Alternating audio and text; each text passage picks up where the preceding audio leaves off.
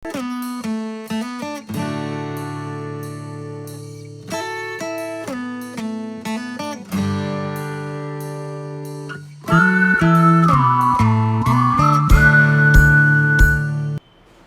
हिंद बच्चों, प्यारे the future academy के डिजिटल प्लेटफॉर्म पे आप सभी का हार्दिक स्वागत है।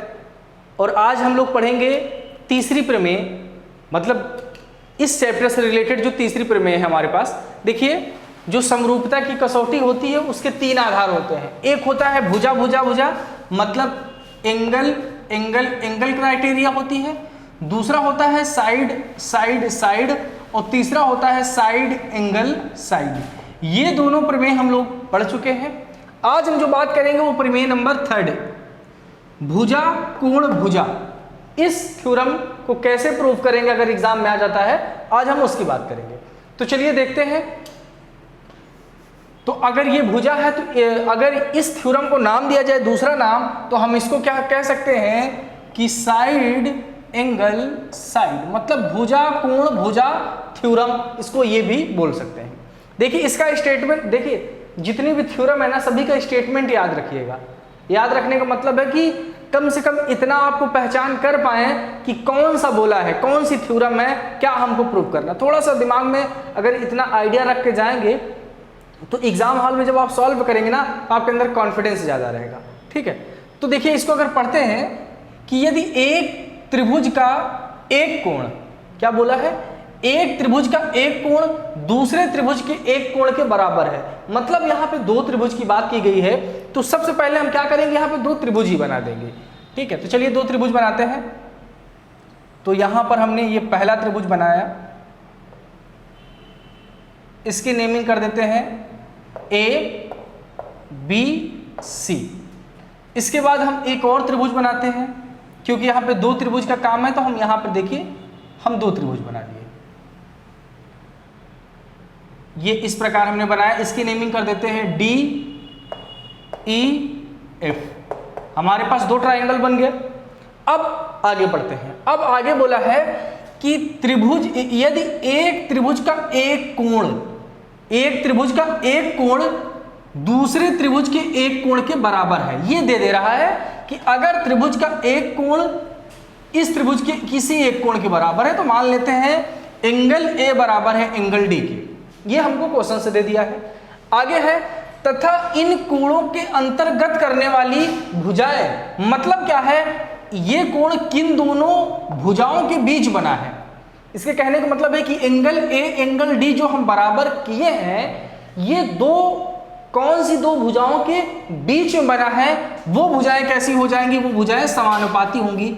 समानुपाती का मतलब उन भुजाओं का जो अनुपात होगा वो बराबर होगा। मतलब इसके कहने का मतलब है कि ए बी अपॉन में डी ई बराबर होगा ए सी अपॉन में डी एफ के। ये हमको इतना चीज दे दिया है, समानुपाती हूं तो जहां से दे दे तो यहां से हमको प्रूव करना रहता है। हो तक जितने भी आप थ्योरम देखेंगे, यहां से तो से अलग हो जाएगा। तो से जो रहेगा वो हमको प्रूव करना रहेगा, और तो के पहले जो दिया रहता वो हमको लिखना पड़ेगा कि ये दिया है, और इसके बाद जो रहेगा वो प्रूव करना है। ठीक है, तो हम जो पहला सेंटेंस लिखते हैं वो लिखते हैं सिद्ध करना है। सिद्ध, सॉरी दिया है पहले लिखते हैं ना, तो लिखेंगे यहां पे दिया है। एक सेकंड, हम यहां पे लिखते हैं दिया है। दिया है, क्या दिया गया है, हमारे पास दो त्रिभुज दिए गए हैं। कौन कौन सा, ए बी सी त्रिभुज और डी ई एफ त्रिभुज दिए हैं। तो इसको लिख देंगे त्रिभुज ए बी सी तथा त्रिभुज डी ई एफ, ये दिया है। और क्या दिया है, एंगल ए बराबर है एंगल डी के, ये भी हमको दिया है। हम ये लिख लेंगे एंगल ए बराबर है एंगल डी के, ये भी दिया है। और क्या दिया है, और ये दिया है कि तथा इन कोणों को अंतर्गत करने वाली जो भुजाएं हैं वो समानुपाती होती हैं।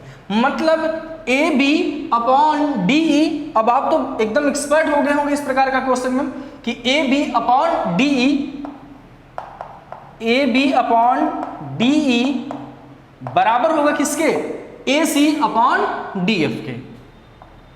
ए सी अपॉन डी एफ के, ये दोनों बराबर होंगे। और एक चीज और है, आप थ्योरम को तब और बेहतर ढंग से समझ पाएंगे जब आप प्रमेय 6.3 और 6.4 को पढ़ के आएंगे। ओके, चलिए ये आपका हो गया, यहां से ये सब दिया हुआ है। अब दूसरा स्टेप जो होता है वो हम लिखते हैं सिद्ध करना है। तो यहां पे लिख देंगे सिद्ध करना है।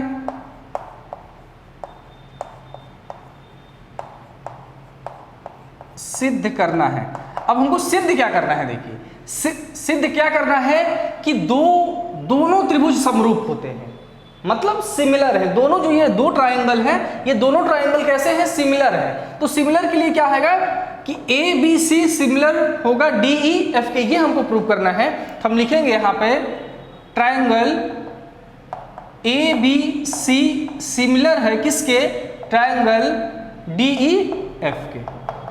ये हमको प्रूव करना है कि जो ट्रायंगल ए बी सी है वो ट्रायंगल डी ई एफ के क्या है, पैरेलल है, सॉरी सिमिलर है।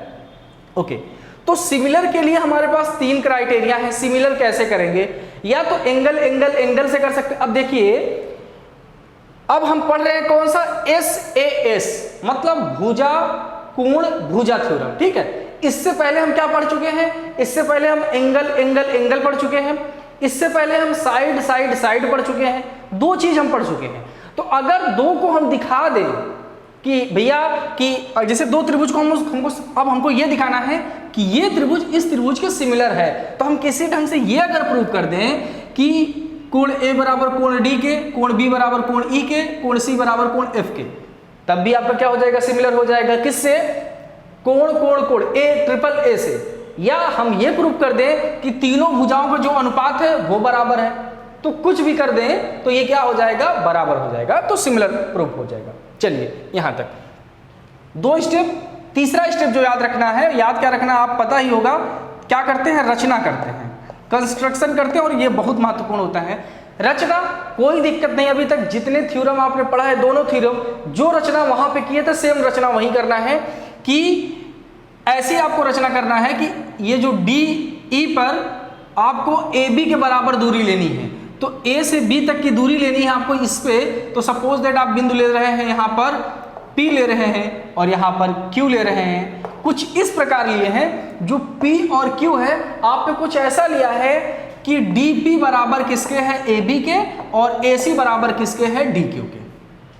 अच्छे से हम समझाए भी ऐसा क्यों करते हैं हम प्रमेय 6.3 और 6.4 में, वही चीज यहाँ पर भी है। तो हम यहाँ पर रचना करेंगे, रचना में वही करेंगे DE, यहाँ पर DE पर बिंदु P कुछ इस प्रकार लिया कि AB बराबर है DP के, तो ऐसे ही हम लिखेंगे। तो DE तथा DF दोनों को साथ में लिख कर करते हैं। DE तथा DF पर बिंदु P तथा Q, P तथा Q कुछ इस प्रकार लिया, ये सब आपको लिखना होगा। कुछ इस प्रकार लिया कि, इस प्रकार ले रहे हैं कि AB बराबर होगा किसके, DP के, कि AB बराबर होगा DP के, और AC बराबर होगा किसके, DQ के, और AC बराबर होगा DQ के। ये आपने क्या किया है, लिख लिया है। ये कहां से, रचना से आया है। अब चलते हैं हम प्रूविंग की तरफ। अब क्या करते थे हम लोग ये थे, जो दोनों थ्योरम, केवल आप अगर 2 थ्योरम पढ़े हैं ना तो इसमें कुछ है ही नहीं, उसी से कोरिलेट करिए। 2 थ्योरम को सॉल्व किए थे तो उससे क्या हुआ था, पहला स्टेप जो यहाँ इसके बाद हम लोग करते थे उसको हम करते थे क्या, कि इन दोनों को, इस त्रिभुज को और यहाँ पर देखिए PQ को मिला देंगे। PQ को अगर मिला देंगे तो एक त्रिभुज ये बन गया है। अब इस लाइन को भूल जाइए, अब एक त्रिभुज बना है, कौन सा त्रिभुज, DPQ। इन दोनों त्रिभुज को हम क्या सिद्ध करते थे, कॉन्ग्रुएंट। क्या सिद्ध करते थे, कॉन्ग्रुएंट सिद्ध करते थे। कॉन्ग्रुएंट का मतलब होता है सर्वांगसम, सर्वांगसम सिद्ध करते थे। तो सर्वांगसम सिद्ध कर देंगे, फिर अब यहां भी वही करेंगे, इसको और इसको दोनों को क्या सिद्ध करेंगे, सर्वांगसम सिद्ध करेंगे। तो चलिए हम करते हैं इन दोनों को सर्वांगसम सिद्ध। तो देखिए कैसे करेंगे। हमको यहां पर दिया क्या क्या है, ध्यान से देखिए। एंगल A दिया है किसके, एंगल D के, यहां पे लिखेंगे एंगल A बराबर है एंगल D के। हमको ये दे दिया है कि एंगल ए बराबर है एंगल डी के, ये हमको दे दिया है। और हमको दिया क्या है कि जो इनका भुजाओं का जो अनुपात है, इनका जो भुजाओं का अनुपात है वो कितना है, बराबर है। या तो नहीं सॉरी, यहां पर भुजाओं के अनुपात से नहीं मतलब है कि क्योंकि यहां पे हम सर्वांग समता सिद्ध करते हैं और सर्वांग समता के लिए ये और ये दूरी बराबर होनी चाहिए। त्रिभुज की कोई दो दूरी अगर बराबर है और उनके बीच बना कोण अगर बराबर है तो हम ये कह सकते हैं कि ये दोनों त्रिभुज कैसे हैं, सर्वांगसम है। तो देखिए इन दोनों के बीच जो बनने वाला कोण है बराबर है। और अभी हमने रचना से किया है कि जो AB है वो DP के बराबर है और जो AC है वो DQ के बराबर है। तो यहां से हम कर सकते हैं। तो देखिए कोण A बराबर कोण D के, और कोण नहीं, यहाँ पे भुजा AB बराबर किसके हो जाएगा, DP के। AB बराबर DP के ये है। और साथ में क्या करेंगे, AC बराबर किसके है, DQ के। AC बराबर है DQ के, ठीक है। ये हमको कहां से मिला है, ये हमको दिया गया है तो इसको लिख लेंगे, दिया है। ये सब थ्योरम में आप लिखेंगे तभी आपको अच्छे से नंबर मिलेगा। और ये आपको कहां से मिला है, ये मिला है आपको रचना से, तो यहां लिख देंगे रचना से, ठीक है। रचना से आपने कर दिया। अब यहां पर देखिए, अब आप अच्छे से जानते हैं कि कॉन्ग्रुएंसी का क्या रूल होता है कि अगर दो भुजाएं आपस में बराबर हों और उनके बीच बना कोण बराबर हो तो वो दोनों त्रिभुज कैसे होते हैं, कॉन्ग्रुएंस होते हैं, मतलब सर्वांगसम होते हैं। तो यहां पर सेम वही है, ये दोनों बराबर है और उनकी भुजाएं भी बराबर हैं। हम लिख सकते हैं अतः त्रिभुज ABC, अतः त्रिभुज ABC कॉन्ग्रुएंट का ये साइन होता है, मतलब सर्वांगसम है किसके, DPQ के, DPQ के, ठीक है। कि अतः क्या हो जाएगा, ABC इसके क्या हो जाएगा, सर्वांगसम हो जाएगा। अब याद रखिए अगर सर्वांगसम है तो इसके ये कोण इस कोण के बराबर हो जाएगा और ये कोण इस कोण के बराबर हो जाएगा। ये भी हम समझा चुके हैं CP/CT से, ये रूल अच्छे से बता चुके हैं। तो अगर ये थ्योरम आप पढ़ रहे हैं तो आप सबसे पहले क्या करेंगे, जा करके प्रमेय 6.3 और 6.4 को पढ़ लीजिएगा, क्योंकि इसका रूल है सर्वांगसम का कि अगर ये दो त्रिभुज आपस में बराबर है और ये कोण भी बराबर है तो इसके जो परस्पर कोण है, जो संगत कोण है, ये भी आपस में बराबर होते हैं, ठीक है। हम अगर ये सर्वांगसम है तो हम लिख सकते हैं कोण B बराबर कोण P के और कोण C बराबर कोण Q के। ये कहां से आया है, ये CP/CT से आया है। कहां से, CP/CT क्या है हम अच्छे से आपको बता चुके हैं, ठीक है। अब यहां तक हम बात कर लिए हैं, ये हमको मिल गया है, ठीक है। ये हमको क्या हुआ है, मिल गया है। अब देखिए यहां पर ध्यान से, हमारे पास कोण B बराबर कोण Q मिल गया है, कोण B बराबर कोण P मिला है, कोण C बराबर कोण Q मिल गया है, ओके। अब हमको कुछ और दिमाग लगाना है। अब हमको ये दिमाग लगाना है कि ये दोनों को हमको पैरेलल करना है। क्या करना है, इन दोनों को हमको पैरेलल करना है।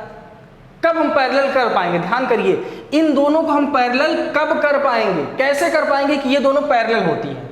तो आप यहां से अगर इस चीज को हम उठा लेंगे, जो दिया है हमारे पास AB, जो AB/DE है, देखिए इसको यहां से अगर हम उठाए, यहां पर देखिए, आप इधर देखिए अच्छे से, ये इसको आप उठा लीजिए, AB में दिया है DE बराबर है किसके, AC/DF के। अब देखिए यहां पर, अब AB बराबर किसके है, DP के बराबर है, तो AB की जगह पे हम क्या लिख देंगे, DP/DE, ये लिख सकते हैं, बराबर AC बराबर है किसके, यहां से देखिए बच्चों, AC बराबर है DQ के, तो AC बराबर है किसके, DQ के अपॉन DF। अब ये DP/DQ क्यों आ गया है, पता है ना आपको, रचना से। रचना में हम ये दिखाए हैं कि AB बराबर होता है किसके, DP के, और AC बराबर होता है किसके, DQ के। इसलिए हम इस चीज को ऐसे लिख सकते हैं, हमने लिख दिया। अब इसको ध्यान से देखिए, DP/DE क्या डीपी अपॉन क्या दिया है, डीई दिया है, और डी क्यू अपॉन क्या दिया गया है, D Q upon D F दिया गया है। कौन सा रूल लग रहा है, आप अच्छी याद करिए, डीपी अपॉन डीई दिख रहा है और D Q upon D F दिख रहा है। तो हम कौन सा रूल लगा सकते हैं, जो कन्वर्स ऑफ बीपीटी होता है उसको लगाकर हम इसको आगे यूज कर सकते हैं। तो देखिए इसको वही करेंगे, कन्वर्स ऑफ बीपीटी। तो यहां लिखेंगे बीपीटी के विलोम से, बीपीटी के विलोम से। बीपीटी का विलोम क्या है कि अगर भुजाओं का अनुपात बराबर हो तो उसकी जो दो भुजाएं हैं वो क्या हो जाएंगी, आपस में समांतर हो जाएंगी। तो बीपीटी के विलोम से हम क्या कह सकते हैं कि पी क्यू पैरेलल होगा किसके, ईएफ के। अभी बीपीटी के विलोम हम ये लिख सकते हैं कि पी क्यू पैरेलल होगा किसके, ईएफ के। हमने क्या कर दिया, पी क्यू पैरेलल हो गया ईएफ के। अब आप याद करिए कि जब दो रेखाएं आपस में समांतर होती हैं और कोई तीसरी लाइन उसको प्रतिच्छेदित करती है तो उसके जो संगत कोण होते हैं वो आपस में बराबर होते हैं। दोनों थ्योरम में हम क्या किए हैं, इसका यूज किए हैं, यहां भी यूज होगा। इसका मतलब ये दोनों रेखाएं आपस में समांतर हैं और ये तीसरी लाइन इसको प्रतिच्छेदित करती है, तो इसका मतलब ये इसका संगत जो कोण होगा ये आपस में बराबर होंगे।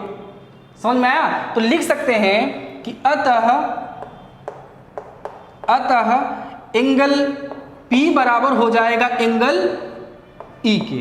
क्यों? क्योंकि ये संगत कोण है। कैसे कोण है? संगत कोण है। अब अगर ये बराबर हो जाएगा तो ये दोनों भी समांतर हैं, ये भी तीसरी रेखा प्रतिच्छेदित करती है, तो जो ये होगा एंगल Q बराबर हो जाएगा एंगल F के। ये भी कैसा कोण है? ये भी संगत कोण है। ठीक है, संगत कोण, संगत कोण। यहां तक बात हो गई।